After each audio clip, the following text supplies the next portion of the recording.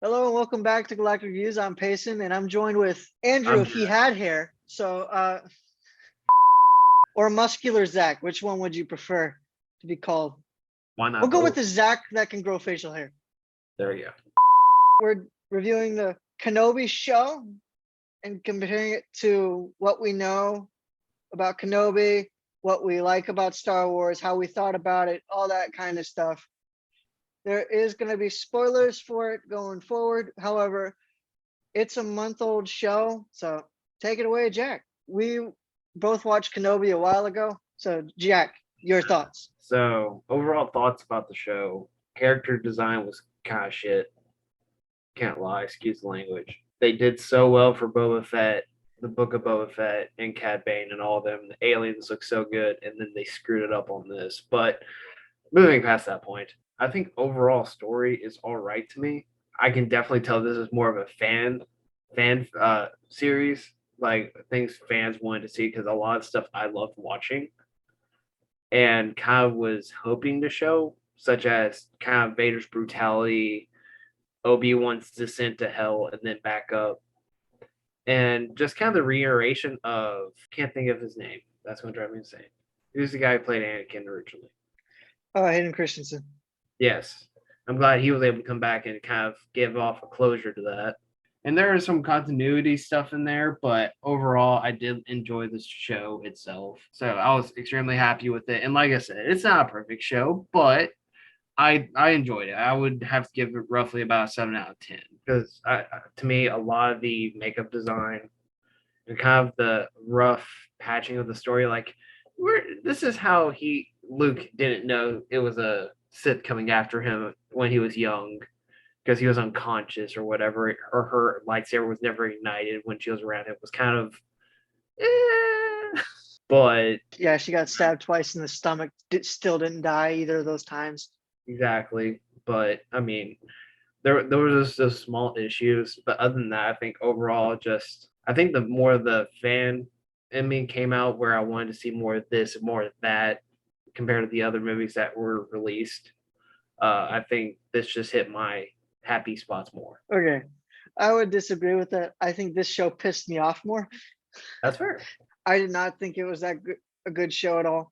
And I thought it was more of a slap in the face to fans of Obi-Wan Kenobi, just through the way they treated Obi-Wan. Obi-Wan is supposed to be somewhat staying on Tatooine, looking over Luke as that was his job and what he was pertained to do on episode 3.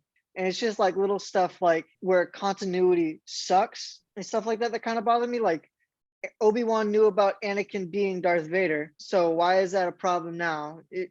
Why is that all of a sudden a revelation in episode 2 when of the series when he knew in episode 3 and saw Plagueis knight him as Darth Vader in that hologram scene? That's fair. And other scenes like that, and with him saying stuff like the boy needs to be trained, but him wanting to train him and not being able to use his force powers, I thought was weird.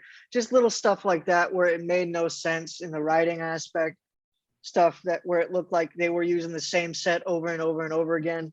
I know of other people who actually did do in depth of like the suit is wrong. Like this is how badly people were like pissed off at the thing that they were like tearing it apart.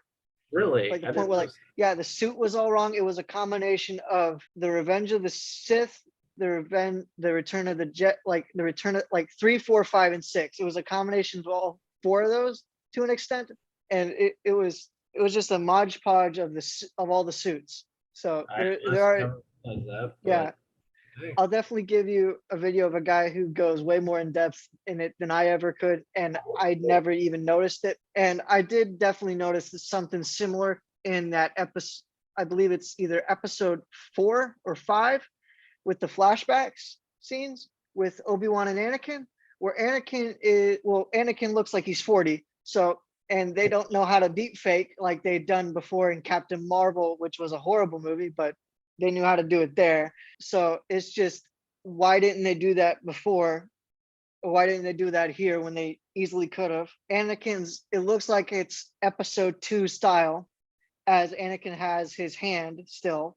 However, he has his blue lightsaber, which he doesn't have until after episode 2 because his green one gets cut in half when he's in the droid factory. So brings up that problem of why does he have his blue lightsaber? Obi-Wan's teaching him stuff in which he's this kind of pissed me off, but I don't know. It's like you don't need a weapon to defeat your enemy, and I get that sentiment, but then he takes Anakin's weapon. I just found that ironic and stupid. So, and then also it has nothing to do with the story in and of itself. It's good. It's good to see like somewhat a callback, and that was what people were hoping for in this series. But it has nothing to do with the story. It does nothing. If anything, it's just a checklist saying, "Oh yeah, we got you your little bit on Obi-Wan and Anakin at the beginning Well, for like a good like flashback scene." But that's about it. Like we're not going to give you much. There's not going to be a reason for it or anything. So my question to that is, are you just referring to the flashback itself, or are you talking about just the entire series? Because Obi-Wan really I doesn't. have heard complaints of the series not really meaning much to the story, and I've heard I'm complaints fine with. about the I'm fine with flashbacks. that. I'm fine with that honestly, because Kenobi. I'm comparing this a little bit to the book Kenobi, which was done in Legends continuity, which Disney has said screw off, and then they keep on bringing back characters because they feel like they're trying to pay homage to the fans, even though they've already said screw off. Yeah, So don't even start about that because I so hate it anyway. yeah, but essentially Kenobi was more so a low key, like a sort of small kind of thing going book. It wasn't like pertaining to Inquisitors, Darth Vader. Darth Vader's not even a part of the book. It's a small kind of thing that makes sense. You feel the stakes in it, but it's not like galactic, like Alderaan's gonna explode kind of the stakes at hand. It's like his identity might get exposed. They might find out who he is. The word might get out. So he just plays the role of crazy hermit. That's how he gets by, and that's how everybody avoids him. In this, he's sort of just out there having his identity everywhere with him working for the Empire, which I don't know why he'd need to work. Why would they have a meat factory? Isn't Tatooine known mainly for doing water? Like trying to get water out of the air?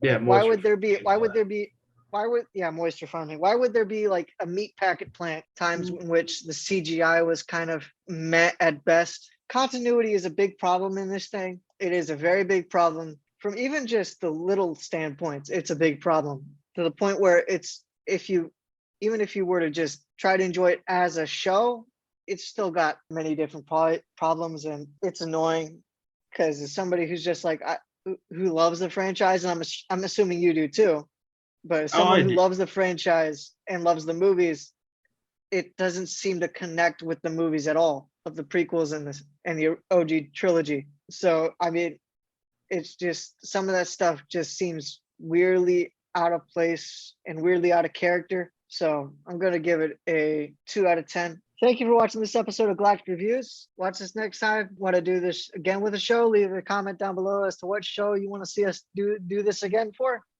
And see you next time on Galactic Reviews. Ray Palpatine is the weirdest kind of